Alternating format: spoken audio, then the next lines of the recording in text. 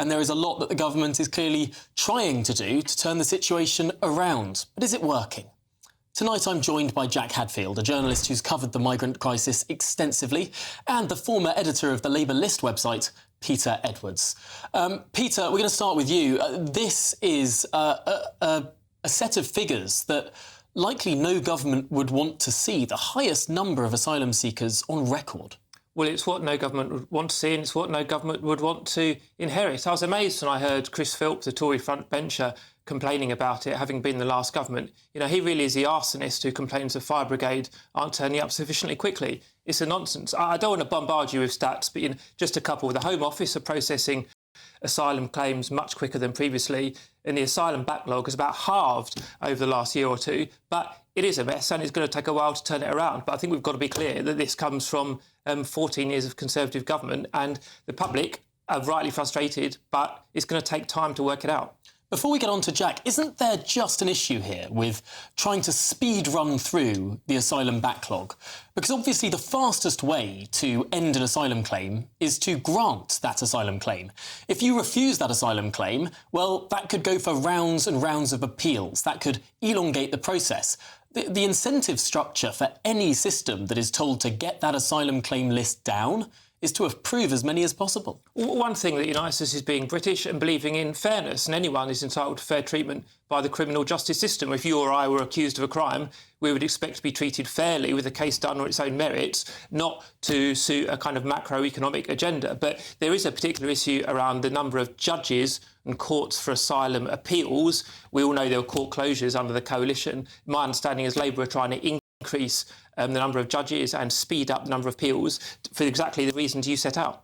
Hello, I'm Bev Turner. Now, it can feel like the money in our bank accounts at the moment does not keep up with the cost of living, and maybe there's a solution. I'm here today with the CEO of TallyMoney, Cameron Parry. Cameron, what is TallyMoney? Well, Bev, with TallyMoney, you get a current account and a debit card, but instead of pounds, you use milligrams of gold as your everyday money. So why gold? Gold traditionally is a great store of value. It has, on average, gone up at over 11% per annum for the last 25 years against the pound.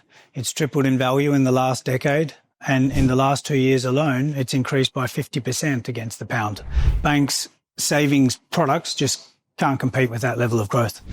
But this isn't just about gold. This is about a currency that you guys have created at TallyMoney. Explain it to me as though I'm an idiot. So, look, people need to be able to hold their earnings and build their savings in a money that retains its value and remains in their legal control and remains theirs to access, away from government control. Great. You had me at not exposed to government control. You should feel safe and happy with your money. You should have peace of mind the more money you see in your bank balance, and that's the type of thing we're trying to deliver and give people choice in the type of money they get to use every day. Brilliant. Thank you so much, Cameron. Thank you.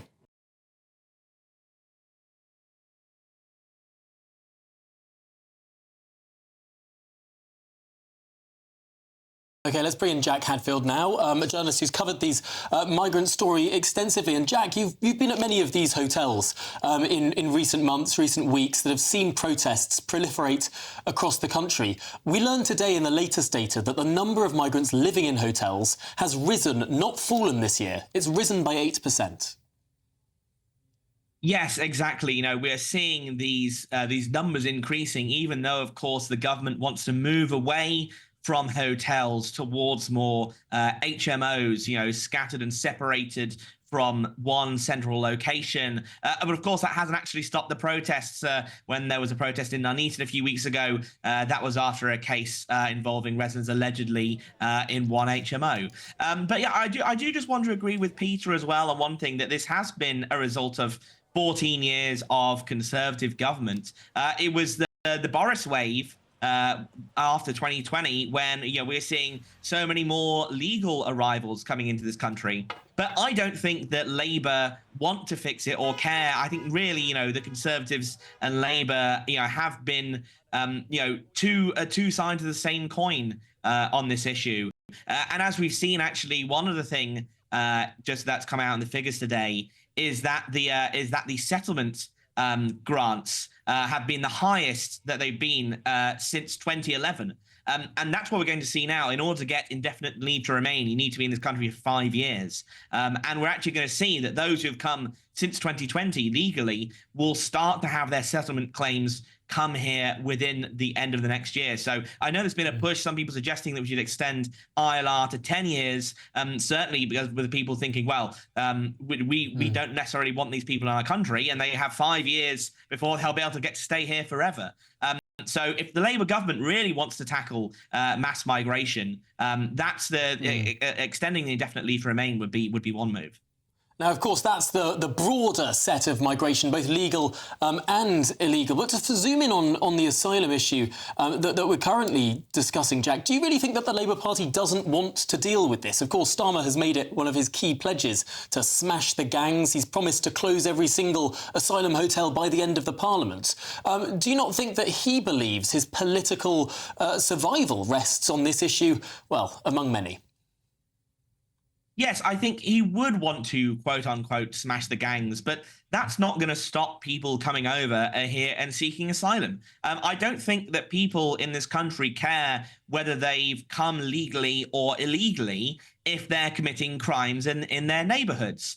They don't want these people here regardless of whether they've come across the boat in a small channel or whether they've been imported by the government by something such as the Afghan resettlement scheme. So even if small boat crossings are completely eliminated, we're still obviously subject to the UN Convention on Asylum, the European Convention on Human Rights, all of these things that still stop the government from being able to stop the flows at the border. OK, anyway. That's an interesting point. Let's throw it to Peter Edwards.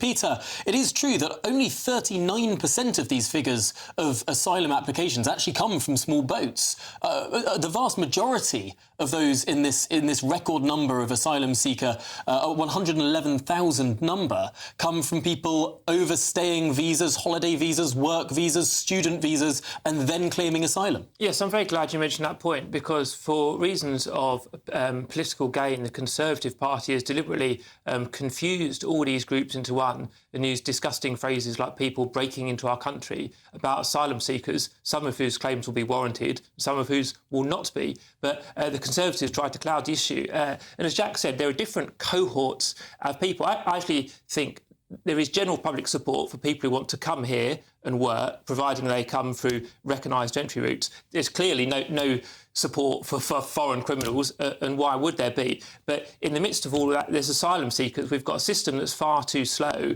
We've got a system that, to be frank, struggles to distinguish between the genuine and non-genuine. But personally, and I think most swing voters would feel the same, if you're fleeing a war-torn country, you deserve to be treated with respect and fairness. And of course, we mustn't forget fairness to the taxpayer as well. And that means having a system, probably of a few more staff, that works a bit quicker. And I think we're getting towards that. What do you make of that, Jack, then? That there is public consent for a level of migration, but perhaps not the level that we've been seeing in recent years? Well, see, the thing is that, there's a stat bandied around recently in that people think that legal and illegal immigration is about a 50-50 split, when actually legal immigration makes up about 96% of all immigration, and illegal makes about 4%.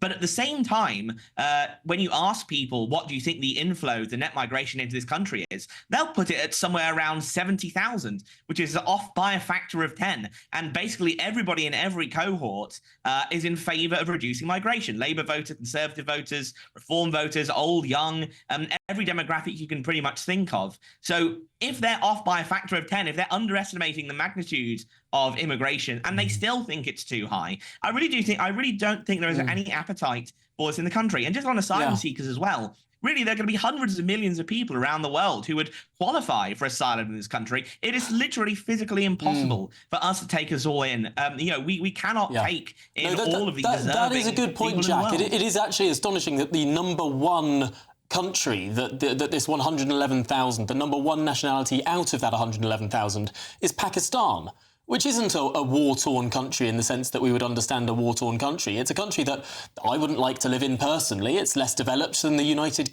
Kingdom, but I mean, it's not an unsafe country in the traditional way that many people would understand it. If we think of Pakistan as an unsafe country, we've got to think of 2/3 of the world, perhaps 3/4 of the world as unsafe. And then that raises all sorts of questions about the rights of people moving here. Peter, I wonder if you would entertain the idea that not all migration is the same. That people generally did not mind 100,000 Hong Kongers coming to this country. People had no qualms with Ukrainians coming to this country. But that when it comes from, when we're looking at migration from cultures that are very, very different from the United Kingdom, from areas that are less developed, maybe even areas that have different attitudes towards women or the age of consent or the idea of consent in general, that's where we run into greater problems. Well, there's two different things here. There's entering illegally and entering legally coming to work, and then there's genuine asylum claims. So we've got to disaggregate all of those. Then there's a separate point, if you're here from a different country, far afield, about integrating with British values. Now, clearly, respect for women and respect for gay people is not universal in every country in the world. And we know that's generated some flashpoints quite rightly. But I think to pick up on the other point very briefly about, you know, what the government going to do about it and Keir Starmer, do they really care? I think they have to balance the traditional left thing of the dignity of the individual if they've come from a war-torn country, but also fairness to the British taxpayer. The bill is between 4 and 5 billion for asylum hotels, and pure political reality, because this is now a top issue up there with NHS and cost of living to the next election. So whether through kindness and altruism or pure political reality or economic fairness, I do think the government regard this as a #1 priority. It's really, really interesting to see how communities have responded to this issue as those hotels have created real flashpoints, real areas where people have been able to gather and protest. Jack, I know you've been at many of these protests and are sort of following this movement around the country. If all of these hotels go and people are moved into more dispersed accommodation, HMOs and the like, sort of peppered within a community rather than at one specific flashpoint, does that dilute that sort of protest movement you've been following? I don't think it does. And as I said, there have already been, alleged incidents with HMO residents, and people therefore then campaign and protest outside the town council, for example. And, you could say that, you have a flashpoint with the community on the hotel, but then you could say, well, if these men are being scattered throughout the community, they're more likely to be, more people are more likely to encounter them in their daily life around there. So I do think that this isn't a campaign against the asylum hotels specifically. It just happens to be the case that a lot of these incidents, alleged incidents, have come from people who are guests in these hotels. If they were guests or residents in HMOs, the reaction from the community would be exactly the same. These people don't want them in their community, whether they're in private housing or hotels or wherever. They don't want them in this country at all. Yeah, and as Peter mentioned, this billions upon billions of pounds bill is not looking pretty for the Chancellor as she faces that budget this autumn. But gentlemen, thanks so much for joining us this evening. Peter Edwards, former editor of Labour List, and Jack Hadfield, a journalist who's been following this protest movement over the course of the summer. Thanks.